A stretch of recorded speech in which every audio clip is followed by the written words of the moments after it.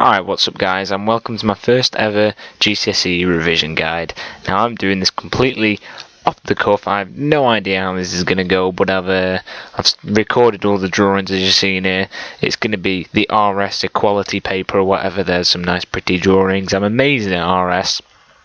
I'm amazing at drawing as well, and you're going to see both my talents highlighted here. Just to let you know, I'm atheist. I think religion is complete rubbish, so to speak, but we're going to do this anyway because we have to do the exam. You might see my arms very sunburnt. It is quite sunburnt. There we go, there's my name, by Stu Mercer, in case you didn't know me already. Now let's move on to the proper RS stuff. Right, so you can't really do the equality paper without touching on Martin Luther King, aka MLK. It's an easy way to remember his name, or as I like to call him, Milk, even though he's not quite milk, because obviously he was black, and I'm not saying that in any derogatory terms. Him being black was very important, so as I'm going to write down here, he was black. He was black. He was a big part of the civil rights movement in America in the mid-1900s. Unfortunately, he was assassinated, which is a great shame. I don't think he'd quite be alive today, but he would have certainly lived into our lifetime. But he was a large part of the Montgomery bus boycott after Rosa Parks was arrested for not moving out of her seat for a white man. And he sort of inspired a whole generation of uprisers in a way, that people who said, no, this isn't what we're going to let happen to us. And obviously his most famous speech, or his most famous teaching was the "I have a dream" speech. So there I put he had a dream, because he did, and that lives on today. You can still watch it on YouTube and everything, and you can listen to it yourself. It's an incredible speech. Another key part, obviously, of the equality course is the Christian attitudes to women inside society. Now, it's quite a controversial issue because different denominations of Christianity have different views on women. As per usual, the Catholic side goes a little bit on the extreme side.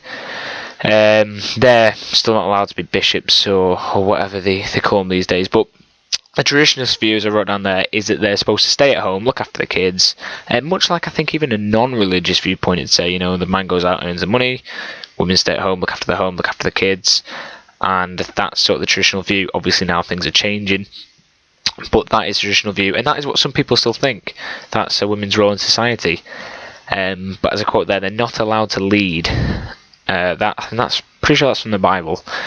Women are not supposed to lead, but obviously other quotes in the Bible that God created men and women in his image, so there's a lot to suggest that they could be equal as well. So you've got to look at that one very carefully indeed.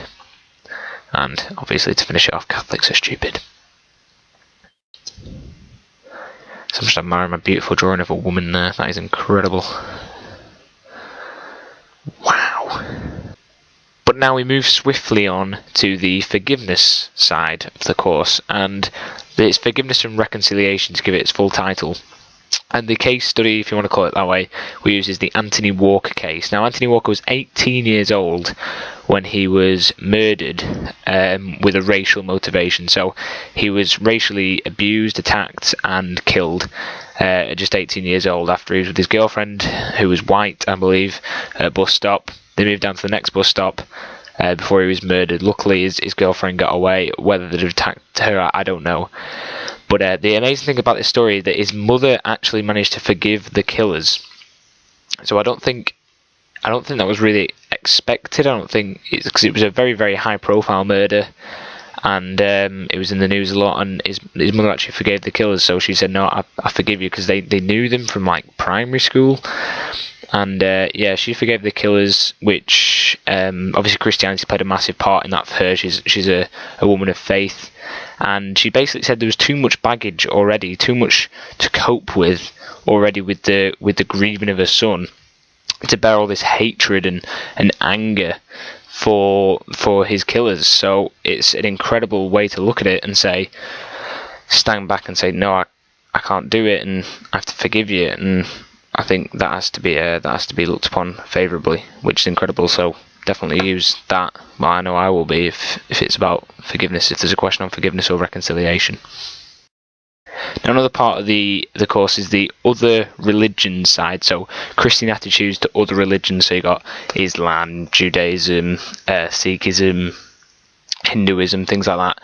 And basically, it seems to me the overriding feeling is this, from a Christian viewpoint, is that whilst there's a lot of religions, they all lead to the same God. So they all worship the same one God, but there's different paths to that God. And that stems from a quote that says, in God's house there are many rooms for all believers.